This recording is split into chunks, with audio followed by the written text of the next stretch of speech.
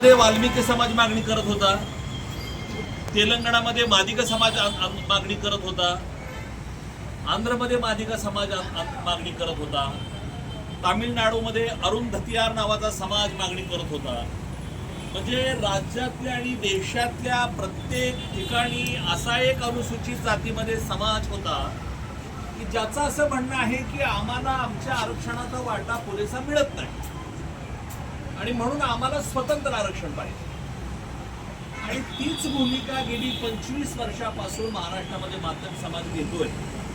सुरुवातीला मातंग समाजाच्या या मागणीकडे अनेकांनी दुर्लक्ष केलं, काहींनी टिंगलटवाळी केली, परंतु ही केस सुप्रीम कोर्टानं 1 ऑगस्ट 2000 सुप्रीम कोर्टामध्ये सर्वोच्च न्यायालयाचे सरन्यायाधीश आदरणीय चंद्रचूड साहेब यांच्या अध्यक्षतेखाली जे 7 जणांचं घटनापीठ होतं, त्यांनी 6 विरुद्ध 1 असा निकाल दिला की आरक्षणाचं उपवर्गीकरण करणं हे संविधानाला धरून आहे आणि तो अधिकार त्या राज्याच्या मुख्यमंत्र्यावर आहे.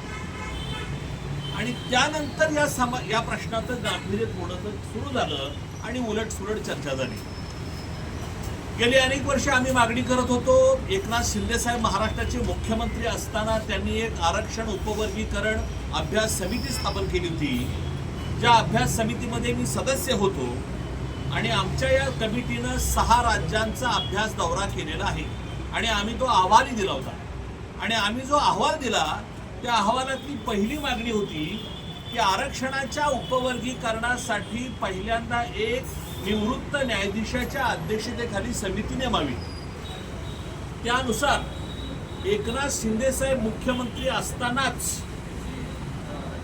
न्यायमूर्ती अनंत बदर यांच्या अध्यक्षतेखाली 1 सदस्यीय समिती नेमली आणि तिनं नुकताच आपला अहवाल महाराष्ट्र सरकारला, सन्माननीय महाराष्ट्राचे मुख्यमंत्री देवेंद्र फडणवीस यांच्याकडे सुपूर्द केला. पण सुपूर्द केल्यानंतर बौद्ध समाजातून आणि आरक्षणाला विरोध करणाऱ्या समुदायाकडून एक विरोधात आवाज सुरू झाला की अहवाल ओपन करा. खरं तर कुठल्याही समितीचा अहवाल जोपर्यंत सरकारच्या अहवालावर निर्णय घेत नाही तोपर्यंत ओपन होत नसतो. परंतु आमच्या समाजातल्या काही अभ्यासू जाणकार लोकांनीही ओपन करा अशा पद्धतीची चर्चा सुरू केली आणि त्याला या सगळ्या प्रश्नाला एक नवं डायरेक्शन देण्याचा प्रयत्न केला. शासनाने ह्या सगळ्या गोष्टी लक्षात घेऊन ताबडतोब महाराष्ट्र राज्याचे मुख्य सचिव सन्माननीय राजेश अग्रवाल यांच्या अध्यक्षतेखाली दुसरी एक कमिटी नेमली. त्या कमिटीत 30 सदस्यीय कमिटी आहे.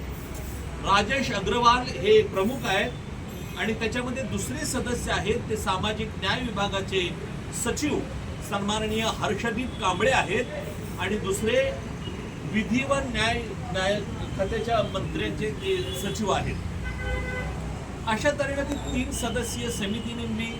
त्या समितीला थोडीशी कमी कालावधी मिळाला.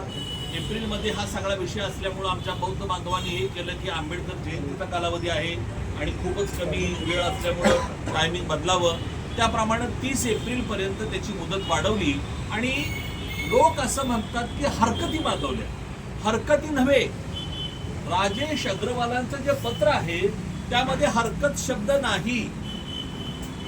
आरक्षण उपवर्गीकरण या अनुषंगानं आपलं जे मत आहे ते मत सांगा किंवा आपलं काय म्हणणं आहे ते सांगा, अशा पद्धतीचं ते पत्र होतं.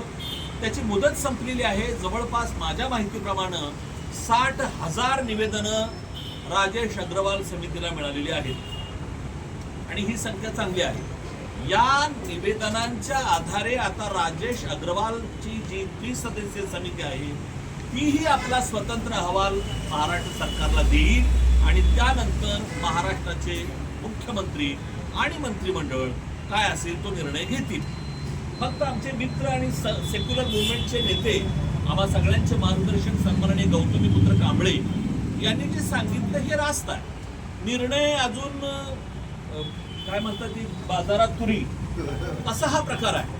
निर्णय अजून त्या अहवालातच आहे. अग्रवालांचा अहवालही अजून गुलदस्त्यात आहे. आम्हाला काहीच माहित नाही. परंतु काहीतरी आपल्या समाजाच्या विरोधात जाईल अशी भूमिका घेऊन किंवा असा एक भीती संशय व्यक्त करून काही समाज बांधव आरक्षणाला विरोध करत आहेत. विरोध करण्याचा त्यांना अधिकार असल्यामुळे विरोध करायलाही हरकत नाही. परंतु जो काही निर्णय होईल तो सर्वोच्च न्यायालयाच्या खंडपीठानं, घटनापीठानं, संविधान पीठानं जो निर्णय घेतलाय त्याप्रमाणेच होईल. हे कशा पद्धतीनं आरक्षण द्यावं याची एक सूची तयार केलेली आहे न्यायमूर्ती चंद्रचूड साहेबांनी. त्याच्याबद्दल कुणी बोलत नाहीये. मीही आता बोलायला माझ्याकडे एवढा वेळ नाहीये. परंतु त्या घटनेच्या, संविधानाच्या आणि निर्णयाच्या अधीन राहूनच महाराष्ट्र सरकारला निर्णय घ्यावा लागेल. जाता जाता मी फक्त एवढंच सांगतो की 1 ऑगस्ट 2024ला सुप्रीम कोर्टाचा निर्णय आल्यानंतर पहिलं राज्य आहे तेलंगणा ज्यांनी आपल्या राज्यात आरक्षण उपवर्गीकरण लावलं. दुसरं कर्नाटक आहे, हरियाणा आहे, आंध्र आहे. मग इतर राज्यामध्ये जर सुप्रीम कोर्टाच्या निर्णयाची अंमलबजावणी होत असेल तर महाराष्ट्रात का नको म्हणून आमच्याकडून आंदोलन तीव्र झालेलं आहे. मी आरक्षण वर्गीकरणाचा समर्थक आहे. तर माझं एवढंच म्हणणं आहे की गौतमीपुत्र कांबळे म्हटले तो भाग मला अतिशय महत्वाचा वाटतो की या आरक्षणाच्या समर्थनामध्ये आणि विरोधामध्ये महापुरुषाचं जे अवमूल्यन होत आहे ते थांबलं पाहिजे. मातंग समाज असेल, चर्मकार समाज असेल, बौद्ध समाज असेल किंवा महार समाज असेल, यांच्याकडून कुठल्याही महापुरुषाचं अवमूल्यन किंवा बदनामी होऊ नये याची काळजी सर्व समाज घटकांनी घेतली पाहिजे. आणि दुसरा अतिशय महत्वाचा भाग म्हणजे सरकार जो निर्णय देईल तोपर्यंत थोडीशी वाट बघावी लागेल. आपल्याला आंदोलनाला वेळ आहे. आणि मी एक सांगतो, दलित महासंघाचा नेता आणि या आरक्षण चळवळीतला एक प्रमुख म्हणून सांगतो की माझी स्वतःची ही भूमिका आहे, कुठल्याही समाजावर अन्याय होता कामाचा नाही आणि होणारही नाही. कारण सर्वोच्च न्यायालयानं एक सूचित केलेले की या निकषाच्या आधारेच बोलायचं आहे. म्हणून माझं आपल्याला असं सांगणं आहे की आपल्याला कोणावरही अन्याय न करता प्रिफरन्शियल पद्धतीनं हे आरक्षण झालं पाहिजे. वर्गीकरण प्रिफरन्शियल बेसवरती, मागासलेपणावरती, असं आमचं म्हणणं आहे. त्या दृष्टीनं आम्ही चर्चा करतोय. विरोधक असतील त्यांचे म्हणणं काय असेल ते उद्या. फक्त आज या महाराष्ट्रामध्ये सगळीकडे तणावपूर्ण परिस्थिती आहे. पण सांगलीमध्ये सुरेश दुधगावकर असतील, त्यांचे मित्र असतील, आमचे सर असतील जगन्नाथरावजी आणि त्यांच्या सगळ्या टीमनं एक निर्णय घेतलेला आहे आणि महाराष्ट्रामध्ये एक नवा सांगली पॅटर्न निर्माण केलेला आहे.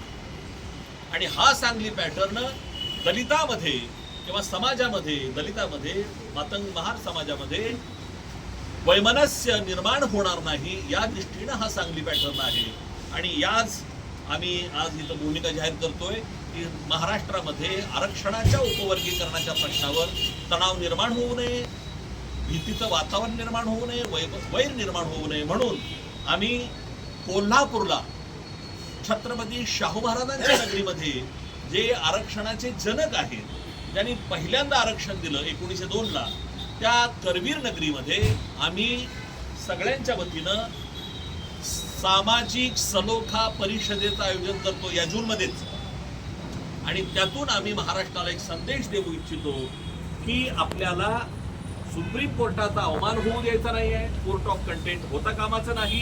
आणि महाराष्ट्र सरकारचा जो निर्णय आहे तो निर्णय कशा पद्धतीने येतोय तोपर्यंत कुणीही याविरुद्ध महापुरुषांचा आदर ठेवूनच बोलावं आणि एकमेकाच्या समाजाचाही आदर ठेवून बोलावं, एवढंच आमचं म्हणणं आहे. आणि नवा सांगली पॅटर्न आज आम्ही इथं जाहीर करत आहोत. यानंतर माझे मित्र सर बोलतील. वेगळं यातलं काय असेल तर